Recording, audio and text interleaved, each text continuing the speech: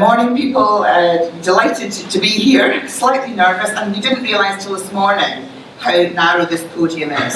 So we were wondering whether we should do a pointless and go, will the next contestant step up to the podium?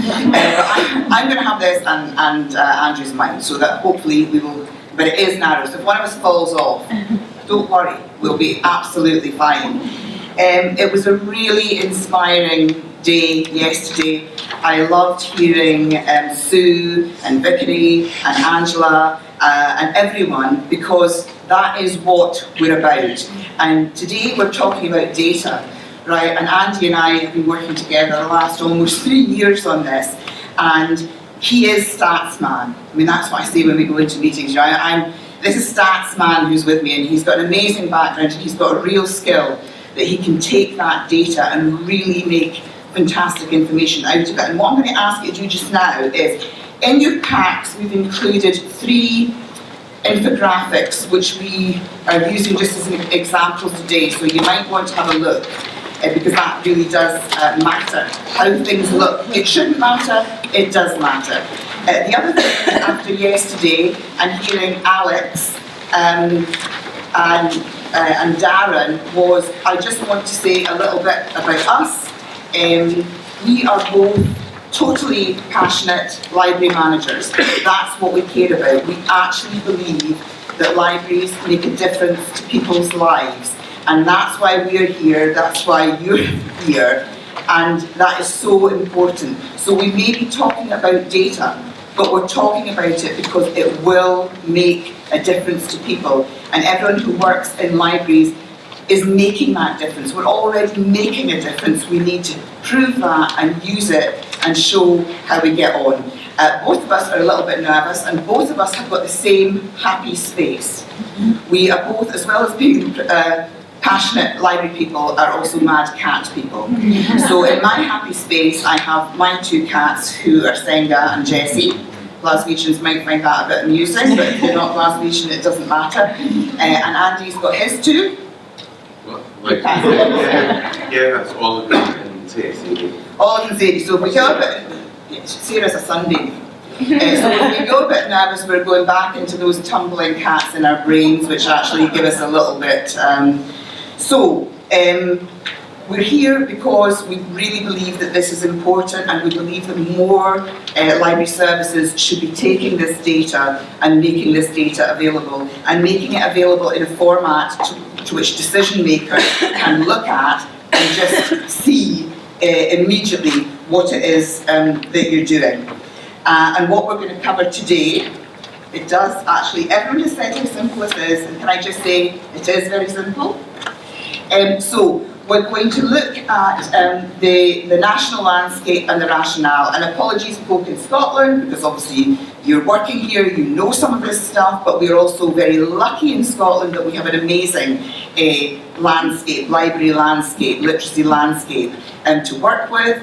We're going to look at the reality of life, and there's no point us sweeping things under the carpets too. We're doing amazing work, but day to day that can be very, very challenging for all of us. That's why we need to keep ourselves really up and what we're doing and knowing that we're making a difference. We're going to look at how we use the data and how we produced the performance reports, how we're hoping to move forward and implementing that improvement, and then the next steps. So, those of you who are in Scotland, and we made sure we updated the slide, Lindsay, who said last time that's not the most recent copy, so we made sure we updated the slide last night.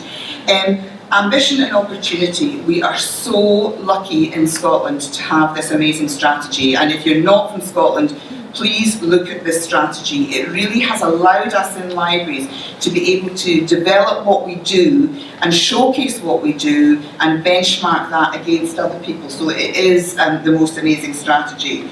And so we, in strategy are looking at that, and we do expect all our staff to have a bit of a knowledge of that. And then you'll see that what we've got there is a locality improvement plan. So in Edinburgh we're split into 4 localities, and every locality has got its own improvement plan, right down to the small area detail. And some of that will actually mention some of the libraries in those small areas. And so we looked at all of the stuff that we had, we looked at the improvement plans, we looked at ambition and opportunity, and we thought, and sorry, just to remind you, today we're talking about children and young people, because we do children and young people. We also do the prison, the mobiles, Macmillan, health, ecologies. We've got quite a wide remit. But today we're mainly talking about children and young people because that's where we've started this work. Our hope is that this work will spread right across all the areas. So it's really a model for improvement. So the idea was, would we create our own children's and young people strategy in Scotland, in Edinburgh? And you know what? Everything is there. Why would we write in probably not as good a way as people who've spent a long time writing these? So from the bottom, and looking at locality improvement plans, to the top, we actually have looked at it and thought, no, we're just going to use these things in which to construct what it is that we're doing. The important part around this is when we're looking at locality improvement plans, we're developing neighbourhood partnership plans, etc. Because it's ever changing. The important thing for us was looking at the local level, pulling all the information data for each library around a sort of 1 mile radius of each library, so that we can actually target it. So when we're working, so rather than saying sort of small schools, large schools, sort of local to national, because they actually work together. A lot of the strategies and plans have the same objectives or similar objectives, and we were just looking at how do we fit into that. And rather than sort of coming up with our own strategy and writing something down, we kind of stole all the work that Select have done, and it fits right into what we are as a service. Prior to this, I'd worked in local libraries, and I sometimes felt a bit headless was what I was doing the right thing that I was doing. I was looking at different strategies. When this ambition and opportunity first came out, it was best things for sliced bread. It was because it not only reinforced what we were doing, but it actually gave us direction for what we were doing. Not saying there was direction there from the partnership plan, but it gave us something that would actually say that this is how we work our lives. Sorry. No, absolutely. We will interrupt each other. Yeah, we just do that all the time. Yeah, love that. So in Scotland, if you don't know, we've got some amazing government initiatives as well, and these are things that we obviously do also incorporate what we do. So Smarter Scotland isn't just for children, it's right across, trying to encourage citizens in Scotland to be doing things which are going to help them, and digital would be included in that. Play Talk Read is for the younger group, and so we've got BookBug, which is completely national, which everyone is involved with, and all of our libraries are already doing an amazing job with that. And I think that is, when you see the success of BookBug, you realise that using national campaigns really does work, and it's something that we should make sure that we do, because people recognise it, there's name recognition, there's brand recognition, staff feel happy with it, and therefore, so BookBug is fantastic. Read Write Count is from 5 upwards, and so we have got Read Write Count sessions in libraries. We're working on that, and it's just slightly above that level, but sometimes we lose parents, so we're looking at how can we do that as well. But it's a fantastic strategy, and it's there. And then we also have the First Minister's Reading Challenge. So we do have a government who is committed to reading, and that's the other thing, because Andy's going to talk about reading for pleasure, and I'm just going to get my word in first about reading for pleasure. I totally believe that reading for pleasure, Andy will give you all of the stuff that explains why it's so good for you. I just call it fairy dust, right? The stuff that we are able to do, and people picking up and reading, changes everything for them. It makes them more empathetic, it gives them better listening powers. There are so many things, and we don't have to prove it. The evidence is all there. How everyone's learning, even in maths, is better if they read for pleasure. So that is known, we've got the details. We don't need to keep repeating ourselves on that, but we maybe do, because people out there, the decision makers, maybe don't understand how important that is. So it is a really thing, and we've got a Scottish Government who the First Minister's Reading Challenge she actually brought out because she does believe that reading for her at a young age made a huge difference. And so First Minister's Reading Challenge across all of our schools in Scotland and over the last year in our communities and in our libraries too. So we basically, from 0 to 18, got national programmes that we can use and should be using in libraries, and then we're able to benchmark that as well. Anything you'd like to say? Yeah, well, that's I said in the next. It's going to say in the next part because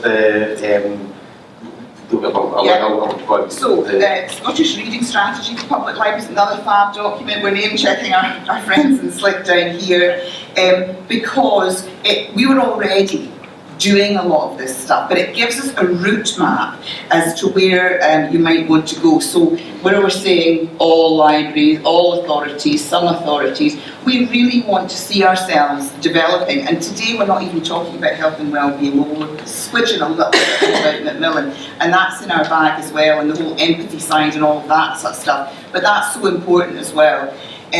So we are working towards this, and it is making sure that all of your staff know what we're doing. We're not just opening the doors and letting people in, we're really thinking about the difference that we can make to their lives. So let's move on to the next slide. The next slide is sort of benefits reading for pleasure. The reason this is up here is because it ties in with everything you've seen previously. In 2012, the research for Pleasure was published by the Department of Education, and it was accepted. And now you'll see Reading for Pleasure as part of curriculum. You'll see it as part of, and now we're seeing government actually put policies in place because they see the benefits. There's the obvious things that are up there, but you'll see things like greater self-confidence, general knowledge, better understanding of other cultures, community participation.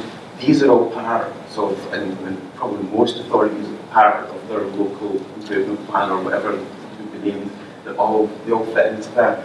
So illustrating that and the benefits of that, because as libraries, how do we measure that? How are we able to sort of sit up and using the advice? We didn't come up with this. We spoke with guys from Education Scotland, were doing their inspections, spoke with them, because one of the things that we were a bit critical of was the way we use data and the way we sort of say we're meeting these, and this is something we'll be talking about in a second.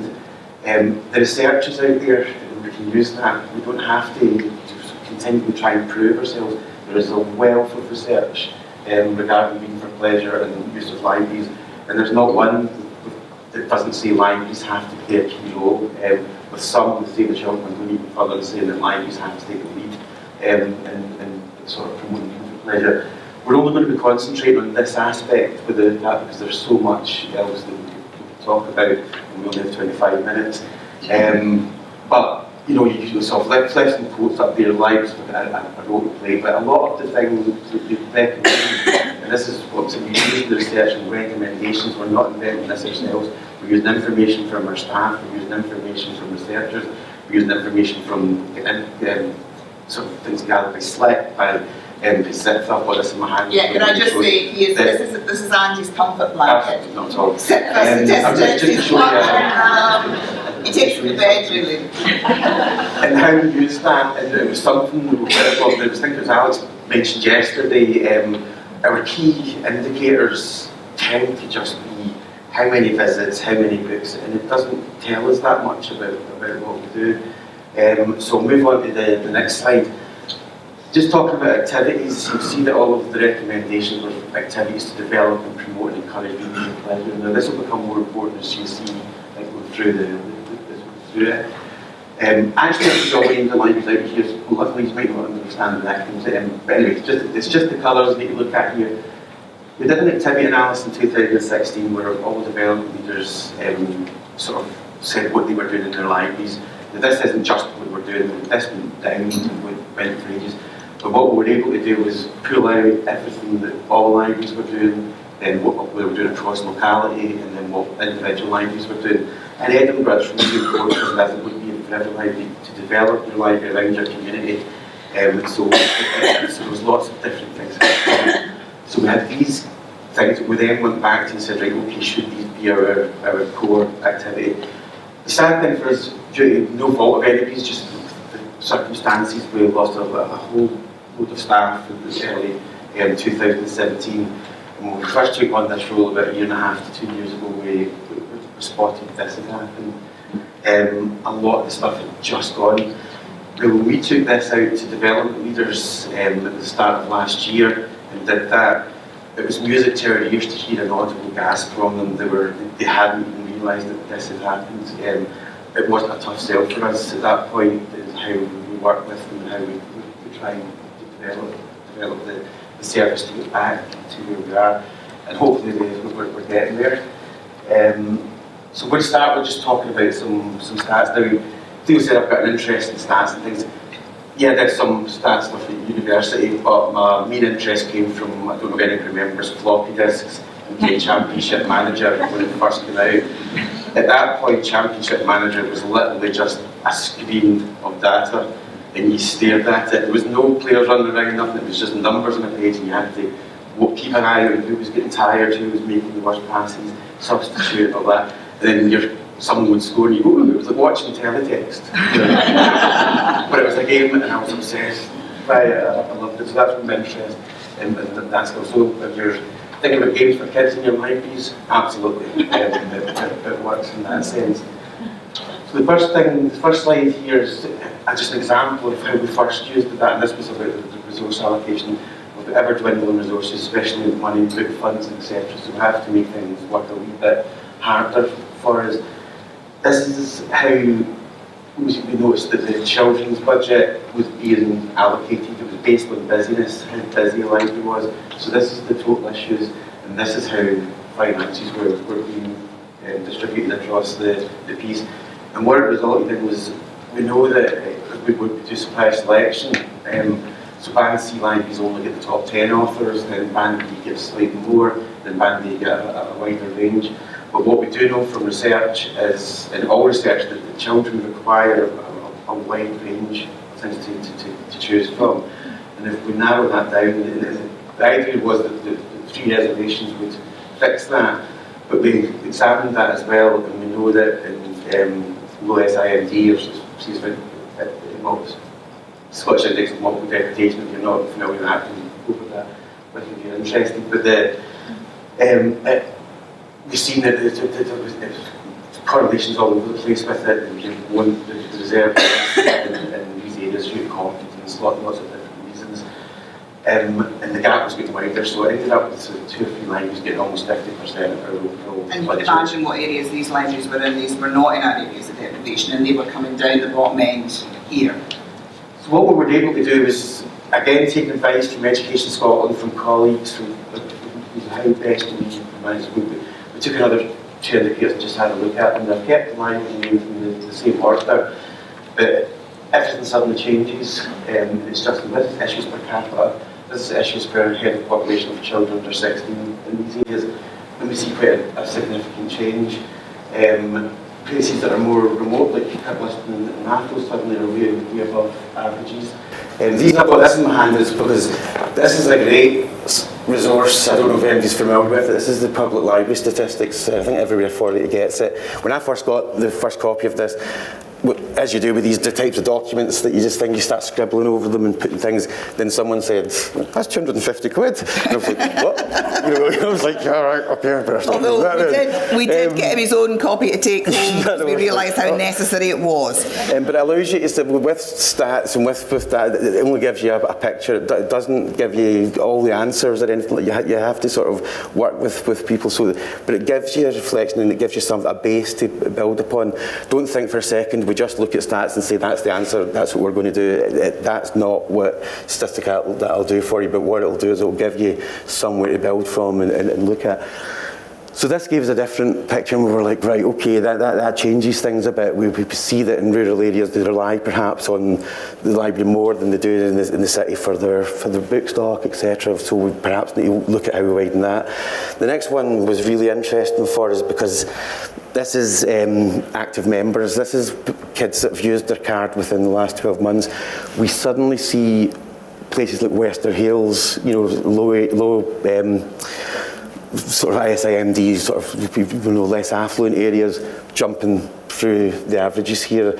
So this indicates to us, or could be an indication, that they rely on the library more. They might borrow less, but they use the library a lot more. So they use the library a lot more regularly. So we're able to go, right, okay. So we use a combination. We don't just ignore the busyness. We use a combination of all three to reallocate the budgets. We moved a lot of libraries into Band A and Band B. We only now have 2 libraries in Band C, where previously we had 12. And we're able to sort of reallocate that budget. We also give each of our teams a budget to take responsibility for their own library, so that they do have some autonomy in selecting books and stock for their communities. Because as I say, in Edinburgh, I first started, and the first thing that was said to me is we develop service around the community, because the experience I had when I worked at Blackhall was actually quite a different experience than I got when I worked at Morningside, or I got when I worked at Wester Hales, and that's something that's important to us, because it's an indication that we're developing around the communities that we serve. So we've done that, and that was just the first step. So this gave us something. We reallocated budgets, reset things up. It's in its early stages, because obviously with book stock and changes to stock, it takes a bit of time. But we are starting to see, and the feedback that we get, especially from libraries, is that their stock is improved, because there was a lot of complaints about supplier selection, etc. Now we're seeing that starting to dwindle. We're seeing active membership is that they've used their library for borrowing or being in and using computers within the last year. And in Edinburgh, at least a third of our people between 0 and 16 have used the library. Some of our parts of Edinburgh, it's up 37, 38%. And if you said to people, actually you can get access to more than a third of young people in libraries in your city, I think people would be amazed that we actually have those figures. But that is what we're doing. I think if you ask people how many young people are going in, and you said actually a third of young people in our city, I think they'd be quite shocked at that. Yeah, they are. I mean, we have a higher use than some of the. I mean, I've tried to pull some of the information out of this. The problem with the CITFA stats is that they don't break it down for under 16s. They give you an overall per capita for the entire population, and that's something I'd like to perhaps thing with some. So I'm having to go in and break it down. So I managed to get a Scottish average and things like that, just by sort of looking at statistics and things. Oh, yeah. That's okay. So this is what we created. So from that, we started looking at these guys. This is what we've come up with. Started looking at the activities, and we wanted to set some sort of core indicators for us to see how we were doing with these things, how well are we reaching into the communities, what activities are taking place in the libraries. And it wasn't, it was really careful with this not to make it like a name and shame sort of exercise where, you're not performing that well. That's nothing to do with that. This is about how we can provide that support, because there are barriers, and we started identifying things and seeing, and then after discussion between, we were able to identify some of the barriers that they were facing and look at how we can possibly help with that. Some of that was staff training, some of that is just, lots of different things. So we set it under these, from the activity analysis. So we didn't choose these were chosen by our staff. This is what they put forward from the activity analysis, what they were running in the libraries. And we broke it into these categories that we then managed to fit in. So we've got the book bug sessions, storytelling sessions, these all fit under read write count. It should say read write count there as well. You never spotted that. Sorry. No, you can say. Sorry. Children's book groups, the charter books, there's a lot of research around charter books. The reason we've picked these ones is because benchmarks are important, and this is why I've brought this up. This allows you to set them, and you're able to sort of see how things are happening nationally and see if you're meeting those or exceeding those expectations, or the results that are happening elsewhere, or you're below it, and then you can sort of work on that. Children's activities we split into 2 sections. We've got reading, numeracy and learning, and STEM. Which we have added. That's a new, that wasn't in the original ones, because STEM is a thing. And then we've got obviously teen and young people activities, and then nursery and primary class visits. These are things that are important to us. We run a book bus service to all schools that can't get to a library in Edinburgh, so we take the library to them as well. So the challenge for us is to sort of try and give every single class visit at least once a term, and whether that's achievable or not is we're not entirely sure. We're told it's not, and there's something again Alex said yesterday about shooting for the using analogy, shooting for the stars. If you reach the moon or get somewhere towards that, then it's a success. The other thing with these is that, Andrew would have written an 8-page report. In the past, yeah. And I'm sorry, the bottom line is decision makers, managers, senior managers do not, we would stand there, we would say this, it would be exactly the same thing. You can show them on these, on a single page, it completely transforms the way that people are seeing your information. So it is really important. A few comments we didn't realise that the libraries did so much and things. But the important thing for it as well is for the staff, so they can see what they're doing. Because they were filling in the forms and filling in things, telling what they're doing, and then it was going nowhere. They weren't seeing it. They weren't, it wasn't really meaning much. It was quite meaningless. And all they were getting was, this is how many visits and this is how many things done. So for us to let feedback to them and the teams out there, what you were actually, this is what you have achieved, this is what you have done was important. And to get the motivation, and you're going to talk about that in a second. It started off, the first one we done was the Summer Reading Challenge. Got in there. Now this was born out of an interest of a comment, and this is where it all really stems from, really. The National Literacy Trust was in 2016, and they found that a child's socioeconomic background was not linked to reading enjoyment. Now, I worked for many years in a sort of less affluent sort of area out in Sighthill in Edinburgh, and I'd kind of always just thought that they didn't enjoy reading that much, and when I seen this, but we'd always encouraged them. We always thought, no, we do this, and we felt that we were sort of, when we would put programmes together, and it hadn't occurred to me that once I'd got them started reading, that they were actually continuing to read. I just hadn't thought, but I kept on encouraging them, but it was becoming easier. The one thing that we do have is the Summer Reading Challenge. That's something we run in all libraries, and it's about encouraging the kids to read and things. We've got a great completion rate in Edinburgh, 66%, well above national average. Again, that's tantamount to the staff and the knowledge of staff and how they encourage and get kids to read. But the thing that jumped out, I pulled all the low SMD libraries, the bottom quintile, and the completion rate didn't vary. It reinforced this, and I thought, wow, right, okay, so it did not vary at all. The completion rate was the exact same. The start rate was slightly less, but just indicated they just need a bit more encouragement to get started. That was the first one was in 2018. I did it again in 2019, the exact same result. So basically, if you get the kids to start reading, it's easy to keep them reading. It's just what we need to do to get them hooked, and that's what all our staff need to know as well. That once they've got that, they will go. Absolutely, and it'd be interesting to hear if anybody else got similar stories, because it really, when we were working with the guys in these areas. Our timer isn't on, and I'm aware that we're possibly, so we've not got a timer here. That's my watch, but I didn't know when we started. How are we doing? How are we doing?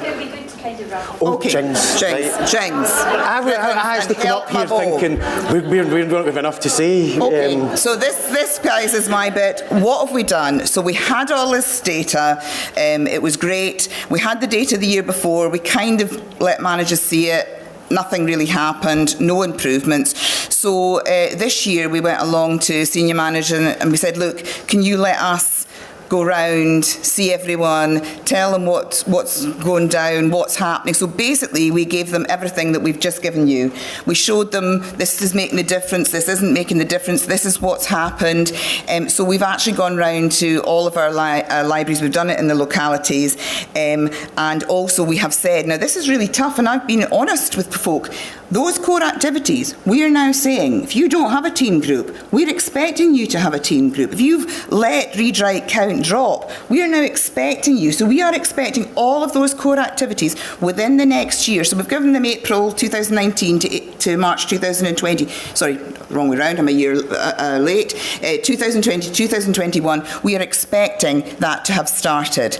Now that's a huge challenge. Of course, to my face, out in the field, no one's really saying anything. We get the bit of panic afterwards, and it is going to be a challenge, but obviously we're then there to support with training and helping people, because that's really what it's all about, and it is about doing that. And then to get that in, we've asked for an improvement plan. So they've all come in from all of our libraries as to when they're going to introduce them, what they need from us, and folk have been saying, oh my God, my plan, is it okay? And I'm saying saying it's not the plan. It's the fact that you're planning now, you're aware of what you've got to do. We're giving targets that are, achievable. We're not giving you anything that you can't do, but it's there. And so I'm going to go on to this one, which is really things that we did when we were going around. So this big spike here, which we had seen in a library, and we didn't know what it was. So we were in the Northeast and asking them, why have you got a spike in active users? Why did that happen? And they said, because we worked with the school librarian and we made sure that every single first year in Portobello, and went to Portobello High School, was added and then taken to the library. That hugely put it up. So we didn't know what that was. So we're identifying, gosh, why isn't everyone doing that? Why aren't we just doing that? So it's helping us to identify what the good practice is. Just to sort of, I know we've run out of time, just to sort of really, we didn't just leave it at that. We tested it against active users as well. So are they using the card? Were they given the card at school and then just not using it? And we see a similar spike in active use. So they actually used the card. So it wasn't just they got a card. They went away and they used the card. We've got work streams. So Diane, who's our children and young person over there, is leading our work streams in these different areas. So we've got different staff, not just at leader level, but really interested in how we can do these improvements. We think this is a model that can work right across the board. We're using it for Macmillan, we're using it for Summer Reading Challenge, it could be used for adult, it can be used in any way. And then the green shoot. So we'd love to say to you, but having just done this and having just got the figures in for the last financial year, obviously we don't have it, but we've been on Facebook, we are suddenly seeing people saying, new chatterbooks being set up, read, write, count sessions, new STEM sessions. So it's funny, you just shine a light on anything, it will work. The difficulty is the tenacity, being able to keep that up all the time, because you're right, we've got it. And we know what will happen, it's cyclical, it'll start fading again, but we've got to say, we're there because we know this makes a difference for our children and young people, and we're there to make the difference in their lives. So we can't get a bit scunnered, or someone's left and actually we'll just leave it for a few months. It's the most important thing for us that we keep this going all the time. And I'm sure some of you would like to ask us some questions, which will be available afterwards, but thank you so much. The truth is, it wasn't a hard sell. They absolutely. They got it and they went with it. And I think that is us. That's us, yeah. That is us. Okay. And this is, we hate libraries are just books. It should never be just anything, right? But for us, books are the beginning for everything else that people... They're just the beginning. Absolutely. Just the beginning. There's so much there. But thank you very much.